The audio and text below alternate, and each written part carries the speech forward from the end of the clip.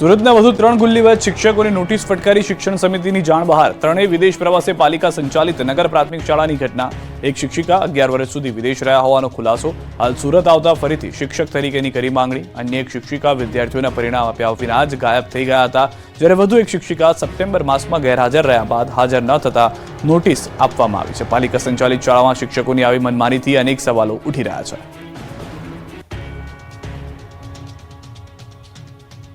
સત્તાધાર આપાગીગાના મહંત વિવાદમાં વિજય ભગતનો ઘટસ્ફોટ. જૂનાગઢમાં આપાગીગાની જગ્યા સત્તાધારના મહંત વિજય ભગતનો વિવાદ શમવાનું નામ નથી લઈ રહ્યો. સત્તાધાર વિવાદમાં હવે મેંદરડાના ખાકીમઢીના મહંતની એન્ટ્રી થઈ. સુખરામદાસ બાપુ વિજય બાપુના સમર્થનમાં આવ્યા. સુખરામ બાપુએ વિજય બાપુ પરના આક્ષેપોને ફગાવ્યા. સાથે જ આવી પવિત્ર જગ્યાને કેટલાક લોકો બદનામ કરી રહ્યા હોવાનો દાવો કર્યો. સત્તાધારને બદનામ કરતા ખોટા નિવેદનો ન કરવાની બાપુએ ચેતવણી પણ આપી. સત્તાધારના મહંત વિજય ભગત પર તેમના ભાઈ નીતિન ચાવડાએ વ્યાભિચાર સહિતના ગંભીર આક્ષેપો કર્યા છે. જોકે વિજય ભગતે આક્ષેપોને ફગાવ્યા છે અને સમાજને ગેરમાર્ગે દોરવામાં આવી રહ્યો હોવાનું નિવેદન આપ્યું. બીજી તરફ સમગ્ર વિવાદ મામલે ભાવનગરમાં નીતિન ચાવડાના ઘરે વિસાવદર પોલીસ નિવેદન માટે પહોંચી હતી. નીતિન ચાવડાનું નિવેદન લીધું છે, જેના ગંભીર આક્ષેપોથી ચકચાર મચી છે. એ અપેક્ષા છે કે એના બધા ગોરખ ધંધા બંધ કરી દે, ધાક ધમકા પણ બંધ કરી દે. એની દુખતી રક મારી પાસે ઘણી બધી છે. એના જે કૌભાંડો મારી ભેગો 14 વર્ષ રહ્યો છે, માણા મેં એને જ ભણાવ્યો છે. એ પાયા વિહોણા આક્ષેપો છે, એકદમ પ્રલોભન અને એને કઈક લાલચ છે, કઈ પણ એ સમય જતા અમે આપશું. સત્તાધારને જે લોકો બદનામ કરવાની કોશિશ કરી રહ્યા છે ને, એ લોકોને અમે વિનંતી કરીએ છીએ કે તમે આસ્થાને સાથે ચેડા ના કરો. વડોદરા પાસેથી ગેસ રિફિલિંગ કૌભાંડ ઝડપાયું. સુપરવાઇઝર અને માલિક સહિત 10ની ધરપકડ. વડોદરાના રણોલી વિસ્તારમાંથી પોલીસે ગેસ રિફિલિંગ કૌભાંડનો પર્દાફાશ કરી 10 જણને ઝડપી પાડ્યા છે. રણોલી ખાતે ઇન્ડિયન ગેસ એજન્સીના ગોડાઉનની યાર્ડમાં ચાલતું હતું કૌભાંડ. શ્રીનાથજી ભારત ગેસ એજન્સીના સુપરવાઇઝર અને અન્ય કેટલાક લોકો કમર્શિયલ ગેસ સિલિન્ડરમાંથી પાઇપ વડે ગેસ કાઢી ખાલી બોટલો ભરતા. આ અંગેની ફરિયાદ મળતા એસઓજીએ રેડ પાડી. પોલીસે ઘટના સ્થળેથી ગેસ સિલિન્ડરોના મોટા જથ્થા સાથે સુપરવાઇઝર મયુદ્દીન બેલીમ સહિત 10ને ઝડપી પાડ્યા, જ્યારે સૂત્રધાર હિરેન મહેતાને વોન્ટેડ જાહેર કર્યો. તમામ કર્મચારીઓને રંગે હાથે ઝડપી પાડ્યા. ત્યારે 166 જેટલા ગેસના બોટલ સહિત 7 લાખનો મુદ્દામાલ જપ્ત કરી કાર્યવાહી કરાઈ છે. બીઝેડ ગ્રુપ પર તવાઈ બાદ અરવલ્લીમાં અન્ય ઠગબાજ કંપનીઓને લાગ્યા તાળા. બીઝેડ બાદ અરવલ્લી જિલ્લામાં વધુ 2 કંપનીઓએ ઉઠામણું કરી લીધું. જિલ્લામાં પોન્ઝી સ્કીમનો રાફડો ફાટ્યો છે, ત્યારે મોડાસામાં 2 કંપનીઓ ઉઠામણું કરીને ફરાર થઈ ગઈ. મોડાસા બાયપાસ રોડ પર આવેલી ઓમટેક અને AR કન્સલ્ટન્સીએ ઉઠામણું કરી લીધું, જેના કારણે રોકાણકારોને કરોડ રૂપિયાનો ચૂનો લાગ્યો. બીઝેડ સ્કેમ બાદ સંચાલકો પુરાવાનો નાશ કરી ભૂગર્ભમાં ઉતરી ગયા. ત્યારે હવે વધુ 2 કંપનીના શટરને તાળા મારી સંચાલકો ફરાર થઈ જતા રોકાણકારોમાં ખળભળાટ મચી ગયો. આ કંપનીઓ રોકાણકારોને 5 થી 22% સુધી વ્યાજ આપતી હોવાની લોકમુખે ચર્ચા છે. કંપનીએ રોકાણકારોને મોબાઈલ સહિતની મોંઘીદાટ ગિફ્ટ આપ્યાના ફોટોગ્રાફ પણ વાયરલ થયા છે. ન્યૂઝ 18ની ટીમ મોડાસાના બાયપાસ રોડ પર આવેલી ઓમટેક કંપની ખાતે પહોંચી અને તપાસ કરતા કંપનીની ઓફિસના શટરને તાળું જોવા મળ્યું. ઓમટેક બાદ AR કન્સલ્ટન્સીની ઓફિસ પર પહોંચીને પણ તપાસ કરવામાં આવી. જોકે ઓમટેક કન્સલ્ટન્સીના માલિકો શટરને કલર મારી અને તાળાબંધી કરી રાતોરાત ફરાર થઈ ગયેલા નજરે પડ્યા. જામખંભાળિયા યાર્ડ મગફળીથી છલકાયું. 3 દિવસ માટે આવક બંધ કરી. દ્વારકાના જામખંભાળિયાનું યાર્ડ મગફળીથી જામ થઈ ગયું. મોટી સંખ્યામાં ખેડૂતો પોતાનો માલ લઈને આવતા યાર્ડમાં મગફળીના ઢગલા થયા. એક જ દિવસમાં લાખો ગુણીની આવક થઈ, પણ ઓછા ભાવ મળતા ખેડૂતોને રડવાનો વારો આવ્યો. કેમ કે ખેડૂતોને ગયા વર્ષે મગફળીના ભાવ 1300 થી 1400 મળતા હતા, પરંતુ આ વર્ષે મગફળીના ભાવ 800 થી 1000 સુધીના થઈ જતા એક મણ દીઠ 400 થી 500 રૂપિયા સુધીની ખોટ આવી રહી છે, જે ખેડૂતોને પોસાય તેમ નથી. હાલ ખેડૂતોને રૂપિયાની જરૂર હોવાથી નીચા ભાવે પણ મગફળી વેચવા મજબૂર બન્યા છે. જોકે ટેકાના ભાવે મણના 1358 રૂપિયા મળે છે, પણ એક ખેડૂત પાસેથી 200 મણની ખરીદી કરવામાં આવે છે. વધારાની મગફળી ખેડૂતોને માર્કેટ યાર્ડમાં જ વેચવી પડે છે, એટલે ખુલ્લી બજારમાં મગફળીની ચિક્કાર આવક થતાં મગફળીની આવક બંધ કરવી પડી હતી. આવકમાં વધારો હોવાને કારણે માર્કેટ યાર્ડમાં નવી આવક 3 દિવસ પૂરતી બંધ કરવામાં આવી છે. કાતિલ ઠંડીથી જૂનાગઢના શાકભાજી ઘઉંની ખેતી કરતા ખેડૂતો પરેશાન. બહુ રાહ જોડાવ્યા બાદ શિયાળાએ તોફાની બેટિંગ શરૂ કરી છે. કાતિલ ઠંડી કહેર મચાવી રહી છે. ઠંડીનું જેમ જેમ જોર વધી રહ્યું છે, તેમ તેમ ખેડૂતોની મુશ્કેલી વધી રહી છે, કેમ કે ઠંડી વધતા ઘઉં અને શાકભાજી સહિતના પાક પર અસર પહોંચી છે. જૂનાગઢ જિલ્લામાં લઘુત્તમ તાપમાન 10 થી 12 ડિગ્રી જેટલું નોંધાઈ રહ્યું છે. ઠંડીએ જોર પકડતા ઘઉં, ચણા સહિતના પાકો પર અસર પડે તેવી સંભાવના છે. ઘઉંનું વાવેતર થોડું મોડું થયું છે, તેની વૃદ્ધિ પર અસર થઈ શકે છે. તો બીજી તરફ ચણાના પાકને આ વાતાવરણ ખૂબ અનુકૂળ હોવાથી ફાયદો થશે, સારી વૃદ્ધિ જોવા મળશે. પરંતુ શાકભાજીના પાક પર થોડી ઘણી વિપરીત અસર થઈ શકે છે, કારણ કે શાકભાજીમાં ફૂલ તેમજ ફળ આવવાની ગતિ ધીમી થઈ ગઈ છે. કૃષિ નિષ્ણાંતોના મતે જો ખેડૂતો સવાર અને સાંજે પિયત આપે તો લઘુત્તમ તાપમાનની અસર ઓછી થઈ શકે. ભાવનગરમાં શિમલા જેવું વાતાવરણ ઊભું કરીને યુવા ખેડૂતે કરી કરામત. મરચાની ખેતીથી કરે છે લાખોની કમાણી. ભાવનગરમાં શિમલા જેવું વાતાવરણ ઊભું કરીને યુવા ખેડૂતે અનોખી ખેતી કરી લાખોની કમાણી કરી. ભાવનગર પાસેના અંધારવાડિયામાં રહેતા પરિવારે આધુનિકતા અપનાવીને ખેતી કરી લાખોની કમાણી કરી. અંધારિયાવાડમાં રહેતા યુવા ખેડૂત કિશોર વેગડે શિમલા મિર્ચ અને ખીરા કાકડીની આધુનિક પદ્ધતિથી ખેતી કરી ખેડૂતોને નવી રાહ ચીંધી. પોતાની ખેતી પદ્ધતિએ સારી હોટલમાં ફૂડ બનાવવા સ્પેશિયલ ક્વોલિટીના શાકભાજીનું ઉત્પાદન કરે છે અને સ્પેશિયલ કેટેગરીના ઓર્ડર મારફત સારી કમાણી કરી રહ્યા છે. વર્ષ 2023થી શિમલાના લાલ, પીળા અને લાલ મરચાનું વાવેતર તેઓ કરી રહ્યા છે. ડોમમાં શિમલા મરચા અને ખીરા કાકડીનું વાવેતર કરે છે. આ બધી આધુનિક ખેતી કરવાથી તેમને લગભગ 10 થી 12 લાખ રૂપિયાની આવક મળે છે. યુટ્યુબના માધ્યમથી અલગ અલગ જગ્યાની અલગ અલગ ખેતી નિહાળી અલગ ખેતી કરવાનો વિચાર આવ્યો. રાજકોટની ભાગોળે બનનાર ઉમિયાધામનું સીએમના હસ્તે ખાતમુહૂર્ત. રાજકોટની ભાગોળે આવેલા જશવંતપુરામાં ન્યારી નદી કાંઠે કડવા પાટીદાર સમાજ કુળદેવી ઉમિયા માતાજીના ભવ્ય મંદિરનું નિર્માણ કરવામાં આવનાર છે. મુખ્યમંત્રી ભૂપેન્દ્ર પટેલ દ્વારા આ મંદિરનું ખાતમુહૂર્ત કરવામાં આવ્યું. આ પ્રસંગે અધ્યક્ષ તરીકે કડવા પાટીદારના નિજ મંદિર એવા ઊંઝા મંદિરના પ્રમુખ બાબુભાઈ જમનાભાઈ પટેલ સહિત રાજકોટ જિલ્લાના ત્રણેય કેબિનેટ મંત્રી રાઘવજી પટેલ, કુંવરજી બાવળિયા અને ભાનુ બાબરિયા તેમજ સાંસદ પુરુષોત્તમ રૂપાલા, સિત્સર મંદિરના ચેરમેન મૌલેશભાઈ ઉકાણી અને ગુજરાતના પૂર્વ નાયબ મુખ્યમંત્રી નીતિન પટેલ મુખ્ય મહેમાન તરીકે હાજર રહ્યા. મહત્વનું છે કે અયોધ્યામાં રામલલ્લાનું મંદિર બનાવવા માટે જે પથ્થરનો ઉપયોગ કરાયો છે એ જ ગુલાબી પથ્થરનો ઉપયોગ માં ઉમિયાના મંદિરના નિર્માણમાં કરાશે. મંદિર ક્યાંય પણ લોખંડનો ઉપયોગ વગર બનશે. જસવંતપુરમાં કુલ 12 એકર જગ્યામાંથી 2 એકર વિસ્તારમાં માતાજીનું મંદિર બનશે. અહીં માં ઉમિયા ઉપરાંત રાધાકૃષ્ણ અને મહાદેવની મૂર્તિનું પણ સ્થાપન કરાશે. અંદાજે 4 વર્ષમાં ભવ્ય મંદિર બનીને તૈયાર થશે. આ મંદિરનું બાંધકામ 1000 વર્ષ સુધી ટકી રહે તેવું હશે. 71 ફૂટ ઊંચું નાગરાદી શૈલીનું પ્રાચીન ઉમિયા માતાજીનું દિવ્ય શિખરની લંબાઈ 170 ફૂટ રહેશે, પહોળાઈ 130 ફૂટ રહેશે. 5 ફૂટ ઊંચો તેમનો ઘુમ્મટ હશે. મુખ્ય મંદિરની પરિક્રમા થઈ શકે તેવો કોરિડોર બનાવવામાં આવશે. 300 કલા મંદિર સ્તંભો, દેવ સ્વરૂપ, દેવી દેવતાઓની મૂર્તિઓ કંડારવામાં આવશે. કડવા પાટીદારોની આસ્થાના કેન્દ્ર સમાન આ મંદિરની ઝલક પણ જુઓ. અમદાવાદમાં પાલતુ શ્વાન રાખવું હોય તો રજીસ્ટ્રેશન ફરજિયાત. ફી પુરાવા સાથે પ્રક્રિયાની ડેડલાઇન પણ નક્કી.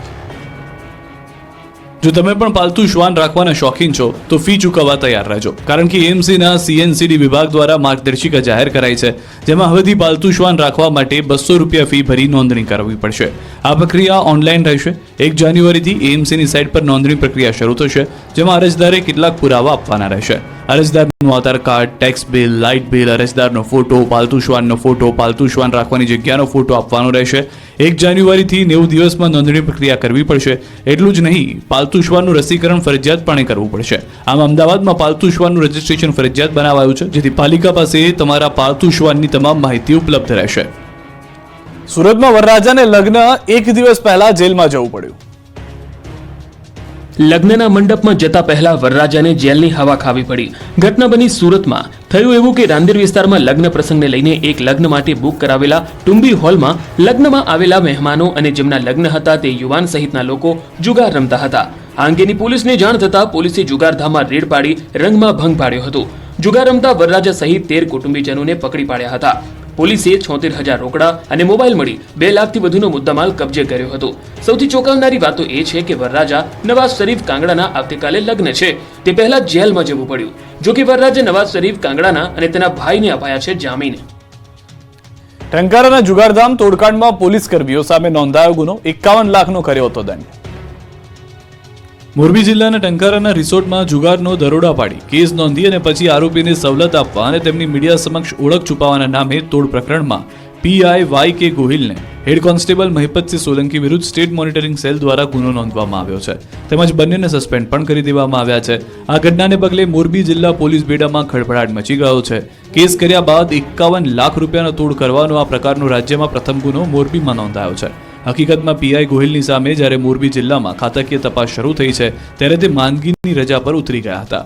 મોરબીના ટંકારા તાલુકાના લજાઈ પાસે આવેલ હોટલમાં જુગારની રેડમાં કરવામાં આવતી હતી અને તેમાં લાખો રૂપિયાનો તોડ કરવામાં આવ્યો હોવાની ચર્ચા ચાલી રહી છે.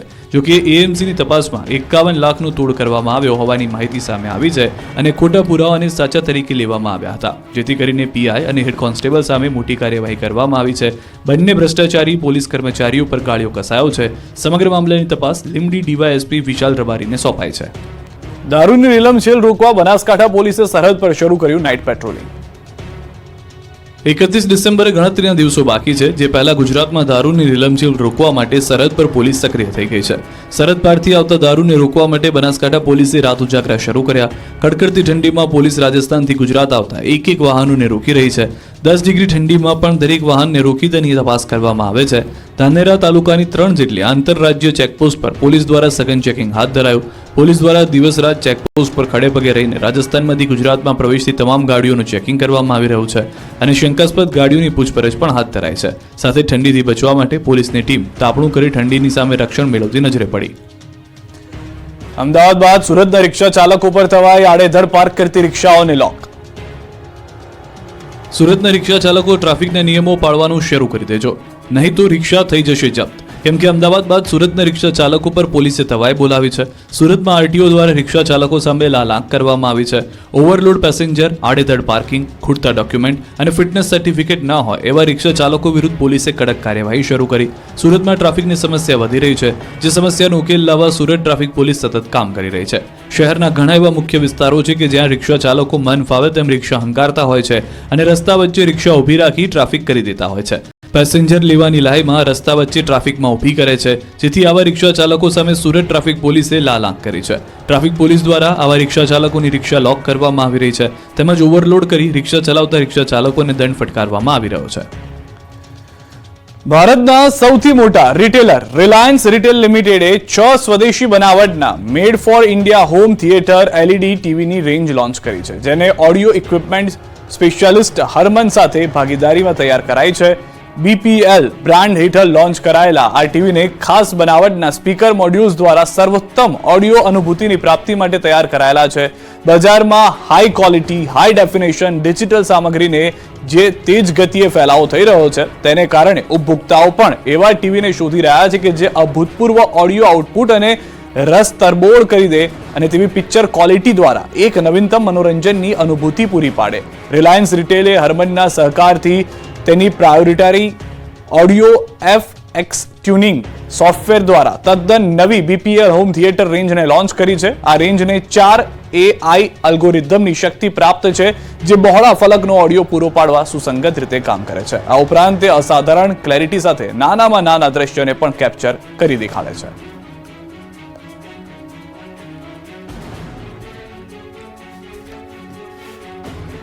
સુસવાટા મારતા પવનથી ધ્રુજ્યું ગુજરાત, બર્ફીલા પવન ફૂંકાતા ગુજરાત બન્યું ફ્રીજ. ગુજરાતમાં કાતિલ ઠંડીનું મોજું ફરી વળ્યું છે. સૌરાષ્ટ્રથી લઈ કચ્છ અને ઉત્તર ગુજરાતને લઈને દક્ષિણ ગુજરાત સુધી બર્ફીલા પવન ફૂંકાતા આખું ગુજરાત જાણે ફ્રીજ બની ગયું છે. ગુજરાતમાં શિયાળાએ એક અઠવાડિયાથી એવો અડીંગો જમાવ્યો છે કે ગુજરાતીઓ થરથર ધ્રુજવા લાગ્યા છે. રાજ્યભરમાં ઠંડીની સાથે ઉત્તર તરફથી ફૂંકાતા બર્ફીલા પવનને કારણે લોકો ઠૂઠવાઈ ગયા છે. હાર થીજોતી ઠંડીના કારણે રીતસરનું ગુજરાત ધ્રુજી ગયું છે. ઠંડા પવનોથી થથરી ગયા ગુજરાતીઓ. જાણે કાશ્મીર બની ગયું હોય તે રીતે શિયાળાએ બરાબરની જમાવટ કરી છે. મોટાભાગના શહેરોમાં પારો 12 ડિગ્રીથી નીચે પહોંચી ગયો. સતત ઝડપી ગતિએ પવન ફૂંકાતા મહત્તમ તાપમાનમાં ઘટાડો થયો. સતત ત્રીજા દિવસે નલિયા અને રાજકોટમાં સૌથી ઓછું લઘુત્તમ તાપમાન નોંધાયું. નલિયામાં 8 ડિગ્રી, રાજકોટમાં 9.8 ડિગ્રી, પાટણના રાધરપુરમાં 9.4 ડિગ્રી, પાટણમાં 10.1 ડિગ્રી, નર્મદામાં 10.6 ડિગ્રી, મહીસાગરના લુણાવાડામાં 10.5 ડિગ્રી, મહેસાણાના જગુદણમાં 11.3 ડિગ્રી, દાહોદમાં 11.5 ડિગ્રી, અંબાજી મંદિર ખાતે 11.6 ડિગ્રી તાપમાન નોંધાયું છે.